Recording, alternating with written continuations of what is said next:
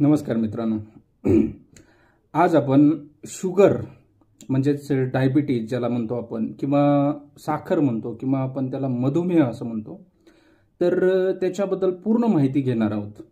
आता कसं आहे, जगभरामध्ये किंवा भारतामध्ये शुगरच्या पेशंटचं एवढं प्रमाण वाढलेलं आहे की भरपूर प्रमाणामध्ये देशाला, आपल्या भारत देशाला तर जगाची शुगरच्या बाबतीत राजधानी असं म्हटलं जाते, कारण भारतामध्ये शुगरचं सर्वात जास्त प्रमाण आहे. त्यामुळे मग लोकांना त्याची माहिती असणं आवश्यक आहे, किंवा शुगरच्या लोकांनी कसं राहायला पाहिजे, काय खायला पाहिजे, तपासणी कधी करायला पाहिजे, असे असंख्य असे लोकांचे प्रश्न आहेत. त्या प्रश्नांची उत्तरं घेऊन मी आलेलो आहे. आजचा हा जर व्हिडिओ पूर्ण पाहिला तर तुम्हाला शुगरबद्दल कोणतीही शंका राहणार नाही मनामध्ये. त्याच्यामुळं नीट मन लावून हा व्हिडिओ नक्की पहा. आज जर आपण पाहिलं जगभरामध्ये, तर भारतामध्ये सर्वात जास्त प्रमाण हे शुगरचं आहे. एक तर हे प्रमाण किती आहे, तर शहरामध्ये पाहिलं तर 100 पैकी 10 ते 12 लोकांना शुगर आहे, आणि खेड्यामध्ये 100 पैकी 2 ते 3 लोकांना शुगर आहे. तर एवढं जास्त प्रमाण आहे की आपल्या जर एकूण लोकसंख्येच्या धरलं तर करोडो लोकांना ही शुगर आहे. त्याच्यामुळं शुगर नियंत्रित ठेवणं किंवा शुगरची योग्य काळजी घेणं खूप गरजेचं आहे. ठीक आहे. मग आता ही शुगर होते कुणाला? लोकांचे असंख्य प्रश्न असतात की बाबा मी तर जाड नाही, मला शुगर होणं शक्य नाही, मी शेतात काम करतो, माझा काही असं बसून राहण्याचा व्यवसाय नाहीये, मी मेहनतीचं काम करतो, तर मला होऊ शकते का? काही लोकांचं असतं किंवा माझ्या घरात कोणाला शुगर नाहीये, तर मला कुठून शुगर येणार आहे? तर असे, किंवा काही लोक म्हणतात किंवा मी गोडच खात नाही कधीच, तर मला शुगर होऊ शकते का? तर ह्या सगळ्या प्रश्नांची उत्तर आहे किंवा शुगर कुणाला होऊ शकते. नंबर 1 आहे, तुम्ही जाड असा पातळ असा काही फरक पडत नाही. हा ठीक आहे, जाड लोकांना थोडंसं जास्त प्रमाणात शुगर होते, पण पातळ लोकांना किंवा सडपातळ लोकांना होत नाही असं कुठेही नाहीये. तर सर्वांना शुगर होऊ शकते. दुसरी गोष्ट आहे कामाबद्दल, किंवा एखादा माणूस जर बसून काम असेल, बैठे काम म्हणतो ज्याला, खुर्चीवर बसून ऑफिसमध्ये काम आहे, ज्यांना मेहनत करायची गरज नाहीये, त्यांना तर होऊ शकतेच. पण जे लोक दिवस रात्र शेतात मेहनत करतात, काम करतात, किंवा अजून कोणते ओझे उचलण्याचे किंवा मोठे मोठे मेहनतीचे कामं करतात, त्यांना पण शुगर होऊ शकते. असं कधीही मनात विचार नाही आणायचे किंवा मला कधी शुगर होऊ शकत नाही. आता तिसरी गोष्ट आहे की आपल्या घरामध्ये कोणाला नाहीये, आपल्या आईवडिलांना नाहीये, आपल्या आजी आजोबांना नव्हती, तर जर आपल्या घरामध्ये आजी आजोबांना असेल, आई वडिलांना असेल, तर आपल्याला पण शुगर होण्याचे चान्सेस जास्त आहेत. पण असं नाहीये किंवा आपल्या घरामध्ये कुणाला शुगर नव्हती तर आपल्याला शुगर होणार नाही. तर कुणालाही शुगर होऊ शकते. आता एखादा म्हणतं की मी गोड कधीच खात नाही. गोड कधीही नाही खाल्लेल्या लोकांना सुद्धा शुगर होते. त्याच्यामुळं त्यावरही आपल्याला पॉइंट क्लिअर झाला, किंवा गोड नाही खाल्ले तरी पण शुगर होते. ठीक आहे. आता वयाचं, काही जण म्हणतात की आता माझं वयच आहे किती, 20-25 वर्ष, 30 वर्ष, यंग मुलं आहेत, त्यांना म्हणतील आत्तापासून शुगरचा काय विचार करायचा आहे. अरे शुगर जन्मलेल्या लेकरांना पण होते, 4 महिन्याच्या लेकरांना पण होते, 2-4 वर्षांच्या लेकरांना पण होते, आणि वयोवृद्ध म्हाताऱ्या लोकांना पण होते, तरुण लोकांना पण होते. त्याच्यामुळं असं मनात विचारही आणू नका की बाबा आपल्याला शुगर होण्यासाठी वय काही नाही आपलं. ठीक आहे. तर लहान मुलांपासून ते वयोवृद्ध लोकांपर्यंत शुगर कुणालाही होऊ शकते. ठीक आहे. तर हा प्रश्न आहे तुमचा, किंवा शुगर कुणाला होते, तर शुगर कुणालाही होऊ शकते. त्याच्यासाठी कोणताही नियम अटी काही नाहीयेत. पण जर एखाद्या माणसाला शुगर झाली तर तुम्ही म्हणाल किंवा त्याची लक्षणं काय दिसत, आम्हाला जर शुगर आहे तर आम्हाला कळायला पाहिजे, किंवा ते कशी कळणार किंवा शुगर आहे आम्हाला. ठीक आहे. तर शुगरची लक्षणं, नंबर 1, शुगरच्या पेशंटला खूप जास्त तहान लागते. खूप जास्त म्हणजे दिवसभर पाणी पितच राहतो, 1-1 तासाला 1.5 तासाला पाणी पित राहतो. आता जर तहान जास्त लागत असेल तर दुसरी गोष्ट काय होऊ शकते, लघवी जास्त येणार. त्या पेशंटला बार लघवीला जावं लागतं. दिवसाचं तर जावंच लागतं, पण रात्रीचं पण 4-4, 5-5 वेळा उठावं लागतं. पेशंट आमच्याकडे येतं आणि म्हणतं, सर मला काय करणार, रात्री मला 7-8 वेळा लघवीला उठावं लागतं. तर हे दुसरं गोष्ट आहे. तिसरी गोष्ट आहे किंवा भूक जास्त लागते. जशी तहान जास्त लागते तशी भूक जास्त लागते. पेशंट खातच राहतो. मग आता जर भूक जास्त राहते, पेशंट खातच राहतो, तर काय व्हायला पाहिजे, वजन वाढायला पाहिजे, पण तिकडे तसं होत नाही. शुगरच्या पेशंटमध्ये काय होतं, आपण जेवण खूप जास्त करतो, खायला खूप खातो, पण वजन कमी होतं, वजन घटणे. तर ही आहेत 4 महत्वाचे लक्षणं. कोणते? तहान जास्त लागणे, लघवी जास्त येणे, भूक जास्त लागणे, जेवण जास्त करणे, पण तरी सुद्धा वजन कमी होणे. ठीक आहे, ही 4 लक्षणं आहेत. काही लोक म्हणतील आता सध्या तरी मला कोणतंही लक्षण नाहीये याच्यातलं, 50 वर्षाचा आहे, वय झालेलं आहे, वजन पण आहे, जाड आहे, पण मला असले काही लक्षणं नाहीयेत. तरी एक असिम्प्टोमॅटिक नावाची गोष्ट असते. म्हणजे काही शुगरचे पेशंट 5-5 वर्षे त्यांना शुगर असते, पण कसलंही लक्षण दाखवत नाहीत. ठीक आहे, तर असंही नाही म्हणू शकत किंवा मला काही लक्षण नाहीये म्हणून मला काही शुगर नाहीच आहे. ठीक आहे ना, ज्याला कोणतंही लक्षण नाहीये त्याला पण शुगर असू शकते. त्याच्यामुळं आपली एक बांधिलकी आहे किंवा वयाच्या 40 वर्षाच्या नंतर प्रत्येक वर्षाला एकदा किमान शुगर चेक करून घ्या, जोपर्यंत शुगर नाही तोपर्यंत. आणि शुगर झाल्याच्या नंतर तर ते रेग्युलर चेकअपमध्ये मी सांगतोच पुढे की काळजी काय घ्यायची ते. ठीक आहे, तर शुगर कोणाला होऊ शकते आणि शुगरची लक्षणं काय आहेत. आता तुम्ही म्हणाल की बाबा शुगरचं, साखरेचं प्रमाण, रक्तात साखरेचं प्रमाण किती पाहिजे, म्हणजे आम्ही टेस्ट केली शुगरची, आम्हाला कळेल का किंवा रक्तामध्ये साखरेचं प्रमाण किती आहे, आम्हाला शुगर आहे का नाही, का आमची शुगर थोडीशीच वाढलेली आहे का जास्त वाढलेली आहे. तर त्याचं पण आहे. तर रक्तात साखरेचं प्रमाण किती असावं ते आपल्याला डिसाईड करतं जेवणाच्या अगोदरची शुगर आणि जेवणाच्या नंतरची शुगर. तुम्ही शुगर चेक करताना काय करायचं, उपाशी पोटी सकाळी जेवणाच्या अगोदर एकदा सॅम्पल द्यायचं शुगर चेक करण्यासाठी, जेवण करायचं व्यवस्थित आणि जेवणाच्या 2 तासानंतर परत एकदा शुगर चेक करून घ्यायची. म्हणजे आपल्याला कधीही शुगर जर आहे का नाही कन्फर्म सांगायचं असेल, खात्रीनं सांगायचं असेल, तर आपल्याला 2 वेळा शुगर करावी लागते, जेवणाच्या अगोदर आणि 2 तास जेवणाच्या नंतर. मग त्याचे प्रमाण किती असायला पाहिजे. आता जेवणाच्या आधीची जर शुगर आपण पकडली तर तिचं प्रमाण 70 ते 110 पर्यंत जर असेल, 70 ते 110 मिलीग्राम पर्यंत असेल तर ते नॉर्मल असते. ठीक आहे, तेच जर 110 ते 126 पर्यंत असेल तर शुगर पेशंटला होण्याची शक्यता आहे. प्री डायबिटिक स्टेज म्हणतो, शुगर होण्याच्या आधीची स्टेज असते ती. तर तिच्यामध्ये पेशंटचे शुगरचे प्रमाण हे 110 ते 126 पर्यंत असतं.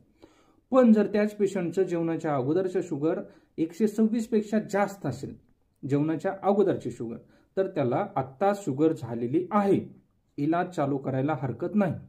ठीक आहे, हे झाली जेवणाच्या अगोदरची शुगरची लेवल. आता 2 तास जेवणाच्या नंतरच्या शुगरची लेवल किती असायला पाहिजे, 100 ते 140 पर्यंत ही नॉर्मल शुगर असते. जेवणाच्या नंतर आपण शुगर चेक केली 2 तासानं, ती जर 100 ते 140 पर्यंत असेल तर त्या पेशंटला कसलीही शुगर नाहीये. पण तीच 140 ते 160 ते 180 पर्यंत असेल तर असं सांगायला हरकत नाही की हा शुगरच्या मार्गाने त्याची वाटचाल चालू झालेली, म्हणजेच प्री डायबिटिक, म्हणजे डायबिटीजच्या अगोदरची स्टेज. म्हणजे हा पेशंट कधीही डायबिटीजमध्ये जाऊ शकतो. तर ही स्टेज त्याच्यामध्ये डेव्हलप झालेली. म्हणजे 140 ते 180 पर्यंत जर शुगर असेल तर त्या पेशंटला गोड खाणं बंद करणं पाहिजे आणि काळजी घेणं गरजेचं आहे आणि वेळोवेळी शुगर चेक करणं गरजेचं आहे, कारण तो प्री डायबिटिक म्हणजे डायबिटीजच्या अगोदरच्या स्टेजमध्ये जाऊन बसलेला आहे, तो कधीही डायबिटीजमध्ये जाऊ शकतो. आणि त्याच पेशंटची शुगर जरी 180 ते 200च्या वर असेल जेवण करून 2 तासानं, तर तो आत्ताच डायबिटीज झालेला आहे, त्यांना आपण इलाज चालू करू शकता. तर ही आहे आपल्या शरीरातील रक्तातील साखरेचं प्रमाण किती असायला पाहिजे आणि किती झाल्यावर डायबिटीज झाला असं म्हणतो. ठीक आहे, तर आता हे सगळं आहे किंवा डायबिटीज झालाय, तुम्ही साखरेचं प्रमाण चेक केलं, तुमच्या शरीरामध्ये असं समजून आलं किंवा आपल्याला शुगर आहे, तर मग त्याचा इलाज करण्याची गरज आहे का. एखादा पेशंट म्हणतो किंवा मला काही लक्षणच नाहीत, मला काही त्रासच नाही आणि त्या डॉक्टरकडे गेलो, त्यांनी सांगितलं की तुमची शुगर खूप वाढलेली आहे आणि तुम्हाला इलाज करावं लागतं, रोज गोळ्या घ्याव्या लागतात, गोड खाणं बंद करावं लागतं, पण मला तर काही त्रास नाहीये, मग मी इलाज का करू. तर असं असतं शुगरचं. तुम्हाला शुगर झाल्याबरोबर कधी कधी काहीच लक्षणं दाखवत नाही, पण जशी जशी तुमची शुगरचे दिवस वाढत जातील, जसं की आज शुगर झाली आणि 2-4 वर्षे झाली तुम्ही शुगरचा इलाज नाही केला, तर त्या पेशंटमध्ये जवळजवळ शरीरातील प्रत्येक अवयवावर शुगरचे दुष्परिणाम दिसून येतात 5 ते 10 वर्षाच्या नंतर. त्याच्यामुळेच लोक म्हणतात की आज मेहनत केली तर उद्या आनंदात खाईल. तसंच त्याचं आहे शुगरचं, किंवा आज जर तुम्ही शुगर कंट्रोलमध्ये ठेवली तर उद्याचे दिवस खूप आनंदाचे आहेत. शुगर जर आज कंट्रोलमध्ये ठेवली, नॉर्मल ठेवली, तर दुसरे जसे लोक आहेत त्याचप्रमाणे आपली पण लाईफ पुढे चालून राहील, नवीन आजार येणार नाहीत. पण जर शुगर कंट्रोलमध्ये नसेल तर शरीराच्या प्रत्येक अवयवा, म्हणजे जसे चमडी असेल, चमडीला सून होतं, मुंग्या यायला लागतात. जसं डोळे असतील, डोळ्याला मोतीबिंदू होतो किंवा मग डोळ्याने दिसणं कमी व्हायला लागतं. किडनीवर सूज येते, किडनी खराब व्हायला चालू होते. लिव्हर असेल, तर असे जवळपास हृदय असेल, रक्तवाहिन्या असतील, तर प्रत्येक अवयवावर ह्या शुगरचा परिणाम होतो आणि त्याच्यामुळं काय होतं, आपली लाईफ ही खराब होऊन जाते. त्याचबरोबर एखादी जखम झाली तर ती दुरुस्त होत नाही. शुगरच्या पेशंटला बार इन्फेक्शन होत राहतं. सर्दी, खोकला, ताप, न्यूमोनिया, कावीळचे आजार हे बार होत राहतात शुगरच्या पेशंटला. बाकीच्या पेशंटच्या तुलनेत शुगरचे पेशंट हे जास्त बिमार पडतात. ते पण कोणते? ज्यांची शुगर कंट्रोलमध्ये नाहीये, ज्यांची शुगर वाढलेली आहे. एखाद्याला शुगर आहे पण ते गोळी घेतात, व्यवस्थित शुगर आहे, त्यांची नॉर्मल आहे, मग त्यांना काही धोका नाहीये. पण ज्या लोकांची गोळी वगैरे घेत नाहीत, अजूनही चहा पितात, गोड खातात आणि शुगर एकदम 300-400 वाढलेली असते, त्या लोकांना मात्र हा धोका आहे. तर शुगर काय इलाज करायचा? तर शुगरचे पुढे होणारे 5 ते 10 वर्षानंतर होणारे दुष्परिणाम टाळण्यासाठी किंवा पुढे होणारे शरीराचे हाल कमी करण्यासाठी आपल्याला शुगर नॉर्मल ठेवणं, नियंत्रित ठेवणं गरजेचं आहे. मग आता शुगरच्या पेशंटची काळजी काय घ्यावी? जसं किंवा आहार असेल, गोळ्या औषधं असतील, चेकअप असेल, तर काळजी कशी घ्यायची? 100% शुगरचा पेशंट हा थोडासा वेगळाच असणार आहे. दिसायला वेगळा नाहीये, पण काळजीच्या बाबतीत बाकीचे लोक कसे कुठेही जा, कुठेही खा, कुठे फिरा, पण शुगरच्या पेशंटला तेवढ्या गोष्टी नाही चालत. जेवण नियंत्रितच ठेवलं पाहिजे, चेकअप नियंत्रितच ठेवलं पाहिजे, रोजच्या रोज गोळ्या घेतल्या पाहिजे. तर मग त्या पेशंटची काळजी काय घ्यावी लागेल? तर पहिली गोष्ट आहे त्यांच्या काळजीमध्ये किंवा गोळ्या किंवा औषधं वेळेवर घेणे. सगळ्यात महत्वाची गोष्ट, किंवा जर 2 टाइम गोळ्या असतील तर सकाळचा टाइम 8 वाजता ठेवणे, संध्याकाळचा टाइम 8 वाजता ठेवणे, किंवा 9ला आणि सकाळचा आणि 9ला संध्याकाळचा वेळ ठेवणे. त्याचबरोबर तुमचं जेवण पण 3 टाइम असणं आवश्यक आहे, सकाळी, दुपार, संध्याकाळी. तुम्हाला जर शुगरची गोळी चालू असेल तर जेवण बंद करायला नाही जमणार. जसं की एखाद्या दिवशी आपण म्हणतो, अरे आज मला भूकच नाही लागलेली, मला जेवायची इच्छाच नाहीये, तर त्या दिवशी तुम्हाला शुगरची गोळी पण चालणार नाही, कारण शुगरची गोळी वरून घेतली तर शुगर कमी होऊन जाईल. त्याच्यामुळं तुम्हाला जर एखादी गोळी चालू असेल शुगरसाठी तर जेवण 3 टाइम होणं आवश्यक आहे. जेवणामध्ये पोषक आहार असणं सुद्धा आवश्यक आहे आणि गोळ्या वेळेवर घेणं आवश्यक आहे. आता काही लोक म्हणतात गोळ्या कधी घ्यायच्या, जेवणाच्या आधी घ्यायची का जेवणाच्या नंतर घ्यायची? तर त्याच्यामध्ये एक फ्री फंड आहे. सगळ्यात चांगल्या, इफेक्टिव्ह आणि योग्य जर पद्धत कोणती असेल तर जेवणाचं तुमचं ताट आलं समोर, गोळी घ्या आणि जेवण करा. जेवणाच्या अगोदर गोळी घ्यायची. किती? 1 मिनिट अगोदर, अर्धा मिनिट अगोदर. काही लोक म्हणतील काय किंवा मी गोळी घेतो आणि जेवण होते 5-10 मिनिटांनी येतं. हे बघा, कधी कधी काय होतं, आपण गोळी घेऊन बसतो, अर्धा तास 1 तास जेवणाला उशीर होतो, त्यावेळेस मात्र आपल्याला मग चक्कर यायला लागते, एकदम घाम यायला लागतो. कशामुळे? शुगर कमी झालेली. त्याच्यामुळं सगळ्यात सोपी पद्धत आहे की जेवणाचं ताट आलं, आपल्याला आता जेवायचे, गोळी घ्या, जेवण चालू करा. सगळ्यात बेस्ट पद्धत. सकाळी पण हेच करायचं, संध्याकाळी पण हे करायचं. जशी जशी गोळी असेल त्याप्रमाणे. जेवण कमी करून चालणार नाही. काही लोक काय करतात शुगरसाठी की बाबा मला शुगर आहे, शुगर वाढाली, मी जेवणच कमी करून टाकलं. हे पूर्णपणे चुकीचं आहे. त्याच्यामुळे आपल्या शरीरावर अजून दुष्परिणाम व्हायला लागतील. तर पहिली गोष्ट आपण काळजीमध्ये काय घेतली? व गोळ्या व्यवस्थित घेतोय, ठीक आहे. दुसरी गोष्ट आहे रेग्युलर चेकअप. शुगर कधी कधी चेक करायची. तुमची जर शुगर व्यवस्थित असेल तर दर महिन्याला एकदा जेवणाच्या अगोदर आणि जेवणाच्या नंतर शुगर चेक करून घ्यायची, ठीक आहे. प्रत्येक महिन्याला शुगर चेक करून घेणे आवश्यक आहे. आणि एक HbA1c नावाची टेस्ट असते, ती प्रत्येक 3 महिन्याला, जर तुमची शुगर खालीवरी होत असेल तर बार, आणि जर शुगर एकदम व्यवस्थित असेल तर प्रत्येक 6 महिन्याला HbA1c नावाची टेस्ट करून घेणे. हे आहे आपल्या शुगरच्या काळजीमध्ये चेकअप कधी करावं, ठीक आहे. आता याच्यानंतर तिसरी गोष्ट आहे की नियमित व्यायाम. शुगरच्या पेशंटला नियमित व्यायाम किंवा हालचाल चालू ठेवणं खूप गरजेचं आहे. आपण म्हणतो की मी दिवसभर तर कामच करतो ना, काय करतो, दिवसभर मेहनतीचंच काम आहे. हे सगळं सोडून देऊन सकाळी सकाळी एक अर्धा ते पाऊण तास व्यायाम ठेवणं गरजेचं आहे. कमीत कमी चालणं तरी व्यवस्थित गरजेचं आहे. एखादा अर्धा तास तरी 1-2 किलोमीटर पर्यंत चालणं, रोज सकाळचा व्यायाम खूप गरजेचा आहे.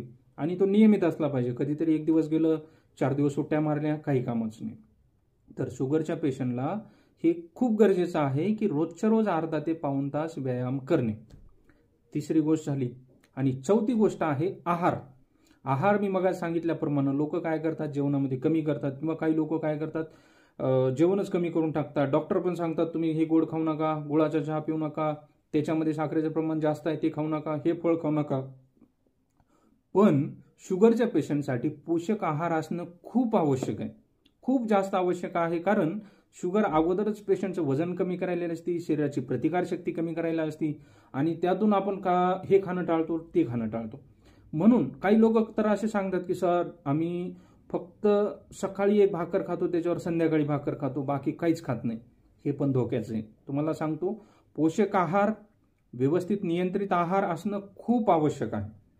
तर या व्हिडिओमध्ये तो आहार पूर्ण कव्हर करणं शक्य नसल्यामुळं पुढचा व्हिडिओ येत आहे, ज्याच्यामध्ये आपण आहारावर पूर्ण गोष्टी सांगितलेल्या आहेत.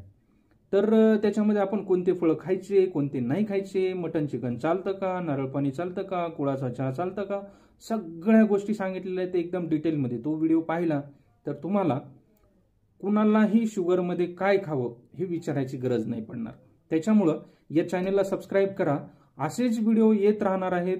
रोजचा किंवा 1-2 दिवसामध्ये एक व्हिडिओ येतच राहणार आहे, जे की आपल्या रोजच्या दैनंदिन जीवनात खूप आवश्यक आहे. त्याच्यामुळं या व्हिडिओला शेअर करा ज्यांना गरज आहे त्यांना, आणि सबस्क्राईब करा, म्हणजे तुम्हाला पुढचे व्हिडिओ पाहायला भेटतील.